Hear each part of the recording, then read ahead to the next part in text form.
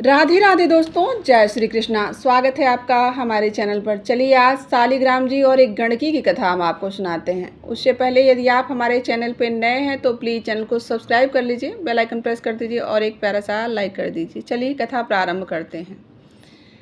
कहते हैं कि जिस प्रकार से नर्मदा नदी का हर पत्थर भगवान शिव का स्वरूप माना जाता है, वैसे ही गंडकी नदी का हर पत्थर शालिग्राम का होता है, जो कि भगवान विष्णु का रूप है। शालिग्राम भगवान विष्णु का एक ऐसा स्वरूप है जिसकी पूजा सदियों से चली आ रही है।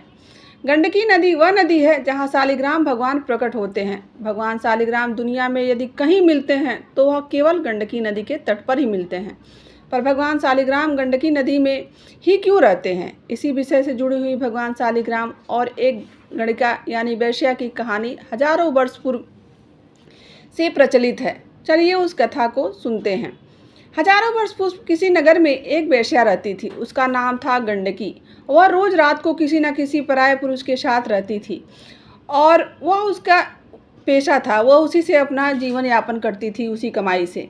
एक दिन उस गांव में एक महात्मा जी आए। उन्होंने सभी गांव वालों को अपने उपदेशों से कल्याण किया। जब उस वेश्या ने इस महात्मा की कीर्ति सुनी तो एक दिन वह भी उस महात्मा के दर्शन के लिए गई और उसने प्रार्थना की कि हे महाराज, आप तो संत हैं, साधु हैं और सबका कल्याण करते हैं, सबको पावन करते हैं। मुझ जैसे पापी का कल्याण कर दीजिए। महात्मा जी बोले, बेटी मैं तेरा कल्याण कर दूंगा, पर इसके लिए तुझे यह वेश्यावृत्ति छोड़नी पड़ेगी। तब वह बोली कि महाराज, मैं सब कर सकती हूँ पर यह अपना काम तो नहीं छोड़ सकती। यही मेरा कार्य है और मुझे इसकी आदत हो गई है। मैं इससे अपना जीवन यापन करती हूँ और यहीं से मेरा पैसा भी आता है। इसके सिवा आप जो भी कहिए वह मैं कर लूँगी। कृपया करके मेरा उद्धार कीजिए। महात्मा जी कुछ देर सोचकर बोले कि फिर क्या काम करना है। तब महात्मा जी उसे एक उपाय बताते हुए कहते हैं कि आज के बाद जो भी तेरे पास आएगा तू उसको अपना पति परमेश्वर मान के उसकी सेवा करना, तेरा उद्धार हो जाएगा। वह बोली, ठीक है महाराज, अब से मैं ऐसा ही करूंगी। अब सूर्यास्त होने के बाद जो भी पुरुष मेरे पास आता है उसे मैं अपना पति मानकर उसकी सेवा करती हूँ और सत्कार करूंगी और अपना पत्नी धर्म निभाते हुए उस पुरुष को अपना परमेश्वर मानूंगी। क्योंकि उसने महात्मा जी के वचनों पर पूरा विश्वास था। गंडकी के द्वारा किए गए सभी कार्य भगवान विष्णु देख रहे थे। उन्होंने उस गंडकी की परीक्षा लेने के बारे में सोचा और उसके घर वह एक साधारण मनुष्य का रूप धारण करके पहुंच गए।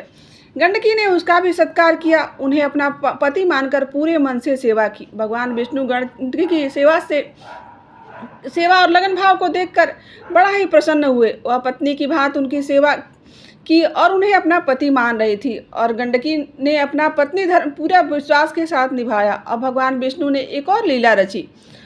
अपना सिर पकड़कर बैठ गए। भगवान विष्णु बोले, पता नहीं मेरे सिर में क्यों इतना दर्द हो रहा है, बहुत भयंकर पीड़ा हो रही है। गंडकी बोली, अभी वैद्य को बुलाकर लाती हूँ। साधारण मनुष्य बने भगवान विष्णु जी बोले, नहीं नहीं, तुम मुझे छोड़कर कहीं मत जाओ, मैं तुम्हारे बिना नहीं रह सकता हूँ, तुम्हें मेरे पास ही रहना होगा।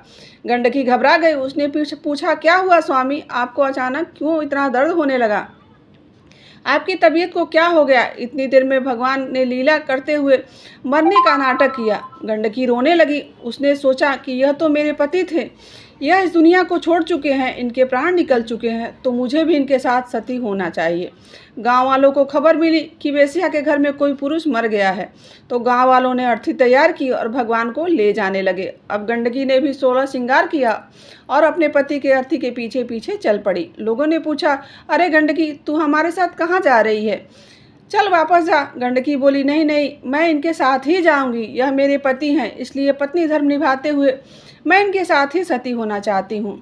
एक व्यक्ति बोला, कैसी पागल है तू, भला किसी वेश्या का कोई पति होता है? अरे पगली, तुम यहाँ से लौट जाओ, यह पागल जैसा व्यवहार मत कर। गांव वालों की बातें सुनकर अर्थी को चिता पर रख देते हैं और गंडकी अपने पति के साथ ही चिता पर बैठ जाती है। वह किसी की बात नहीं मानती है। गंडकी ने मन में भगवान विष्णु से प्रार्थना की कि हे प्रभु, मैंने महात्मा जी के वचनों पर विश्वास किया है। तब से लेकर आज तक यदि मैंने अपने पति के अलावा किसी पुरुष को ना देखा हो तो इसमें स्वयं आग जल जाए। फिर तो क्या था, भगवान विष्णु ने देखा कि गंडकी तो उन्हें ही याद कर रही है और उनसे ही प्रार्थना कर रही है, तो उन्होंने चमत्कार दिखाया और गंडकी की परीक्षा हेतु चिता में आग उत्पन्न कर दी। जब आग लगी तो भगवान ने एक आँख खोली, देखा तो यह क्या कर रही है। भगवान विष्णु को लगा कि अग्नि की लपेटे से गंडकी घबरा जाएगी और चिंता से उठकर भाग जाएगी, पर उसने आंखें बंद किया और अपने पति यानी भगवान विष्णु के सिर को अपने गोद में रख कर बैठी रही। चिता की आग भयंकर हुई। भगवान समझ गए कि गंडकी का उद्देश्य पक्का है। उसने यदि किसी एक पुरुष को पति मान लिया तो वह अपने पत्नी धर्म को सच्ची निष्ठा से निभाती है, और आज भी वह यही कर रही है। वह अपने पति के साथ अपने जीवन का त्याग कर रही है। तब भगवान विष्णु प्रकट हुए और अग्नि शांत हो गई। भगवान विष्णु के आशीर्वाद से गंडकी पर अग्नि का कोई असर नहीं हुआ। वह बोले, आंखें खोलो गंडकी, मैं तुम्हारी भक्ति से प्रसन्न हूँ। मैं तुम्हारी परीक्षा ले रहा था, तुम मेरी परीक्षा में सफल हो गई हो। बोलो तुम्हें क्या चाहिए। गंडकी बोली, प्रभु आपके दर्शन करके मेरा जीवन धन्य हो गया। मैं आपको अपना पति परमेश्वर मान चुकी हूँ। मेरी आपसे यही विनती है कि जिस तरह से चिता पर मैंने आपके सिर को अपनी गोद में रखा हुआ था, उससे मुझे सुख की अनुभूति हुई। मैं चाहती हूँ कि आप सदा ही मेरे गोद में ही रहें और मेरा उद्धार करें। भगवान विष्णु बोले, गंडकी की जैसा तुम चाहती हो वैसा ही होगा। अब तुम गंडकी नदी के में परिवर्तित हो जाओ तथा तुम्हारे जल में मैं शालिग्राम पत्थर के रूप में सदा निवास करूँगा। भगवान विष्णु के आशीर्वाद से गंडकी का शरीर पानी बन गया और नदी की भांति बहने लगा। वह नदी गंडकी बन गई और भगवान विष्णु ने गंडकी को आशीर्वाद दिया कि वह सदा ही के लिए अपने शालिग्राम रूप में गंडकी की गोद में ही पाए जाएंगे। भगवान विष्णु ने अपने आशीर्वाद में गंडकी का उद्धार किया।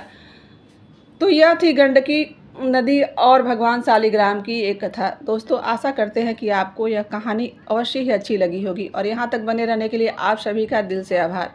मिलते हैं किसी ऐसी ही कथा, कहानी और जानकारी के साथ। आज के लिए बस इतना ही। राधे राधे, जय श्री कृष्णा।